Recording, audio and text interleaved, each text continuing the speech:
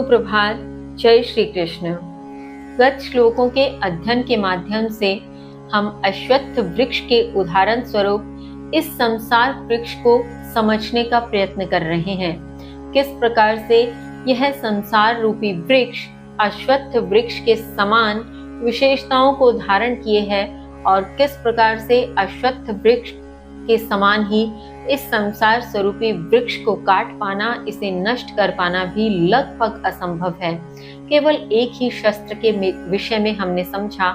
कि वैराग्य स्वरूपी वह शस्त्र जो दृढ़ता से प्रयोग किया जाए तभी हम संसार रूपी इस वृक्ष को काट सकते हैं, इसे भेद सकते हैं और इसका छेदन करते हुए हम उस परम पद को प्राप्त हो सकते हैं। इसी श्रृंखला में आगे श्री कृष्ण क्या कहते हैं, आइए जाने श्लोक संख्या 5। निर्मानि मोहा चित संग दोषा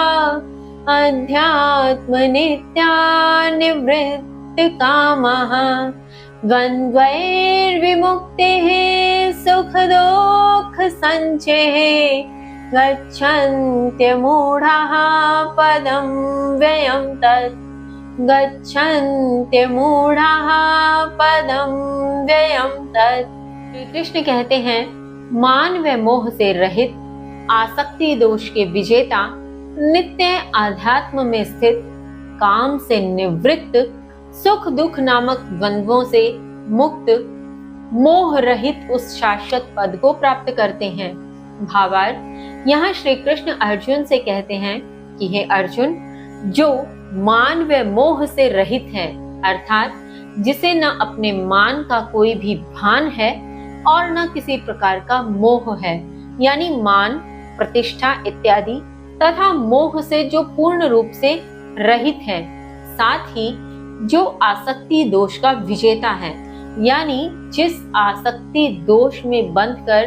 हम कर्मों में बंधते चले जाते हैं, ऐसा विजेता जिसने इस आसक्ति दोष पर विजय प्राप्त कर ली है, अपनी इंद्रियों को इतना संयम में रख लिया है, स्व को इतना केंद्रित कर लिया है कि वह आसक्ति दोष का विजेता बन गया है। आसक्ति अब उस पर किसी भी प्रकार का प्रभाव नहीं डालती। तो जो इस प्रकार से आसक्ति दोष को जीतने वाला है, साथ ही साथ जो नित्य स्वरूप अध्यात्म में स्थित है, अध्यात्म अर्थात अपने ही आत्म के भीतर उस ज्ञान रूपी प्रकाश में स्थित है, और जो काम से निवृत्त है, अर्थात जिसने भोग इत्यादि वासनाओं का त्याग कर दिया है, जो इनसे निवृत्त हो गया है, इनसे स्वयं को अलग कर लिया है, और इसके साथ साथ जो सुख और दुख नामक दोनों ही द्वंद्वों से मुक्त है, जिसे न सुख अधिक प्रभाव डालता है न दुख उसे विचलित करता है। तो जो इस प्रकार का जीव है, जो इस प्रकार का मनुष्य है, वही उस मोह रहित शाश्वत पद को प्राप्त करता है, अर्थात उस पद को जो शाश्वत है, स्थायी है, जहां जाकर पुनः वापस नहीं लौटना पड़ता, वह पद मोह से रहित है, और उस मोह से रहित पद को वही जीव प्राप्त कर पाता है जो मान मोह से रहित है, आसक्ति का विजेता है, और जिसने कामों से निवृत्ति लेकर सुख दुख में किसी प्रकार से प्रभाव उस पर सुख दुख नहीं डालते हैं। तो इस प्रकार का जीव उस शाश्वत पद को प्राप्त करता है। आगे श्री कृष्ण कहते हैं, श्लोक संख्या 6। न तद्भास्यते सूर्यो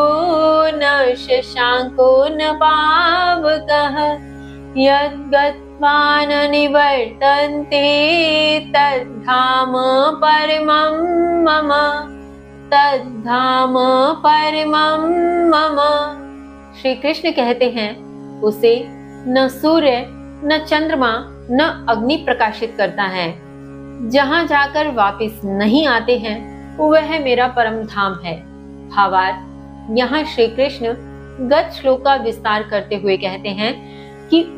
उसे अर्थात उनके उस धाम को जिसे वह जीव प्राप्त करता है, जो मान मर्यादा इत्यादि से रहित है, जो प्रत्येक प्रकार से इनसे दूर हो गया है, जिसने आसक्ति दोष को जीत लिया है, जो नित्य स्वरूप से अध्यात्म में स्थित है, कामों से निवृत्त है, और जो सुख दुख नामक किसी भी द्वंद्व से प्रभावित नहीं होता, वह इन सब से मुक्त है और वह जब उस पद को प्राप्त होता है तो उसी पद, उसी धाम के विषय में श्री कृष्ण कह रहे हैं कि उसे न सूर्य प्रकाशित कर सकता है, न चंद्रमा और न अग्नि, अर्थात वह धाम इन सब की पहुंच से कहीं ऊपर है, कहीं दूर है, जहां तक इनका प्रकाश भी नहीं पहुंच पाता। और श्री कृष्ण यह भी कहते हैं कि जहां जाकर वह जीव पुनः नहीं लौटता है, वो वही मेरा परम धाम है, वही मेरा स्थायी ठिकाना है। अब इसके आगे श्री कृष्ण और क्या समझाते हैं, क्या बताते हैं, जानेंगे कल। तब तक के लिए जय श्री कृष्ण।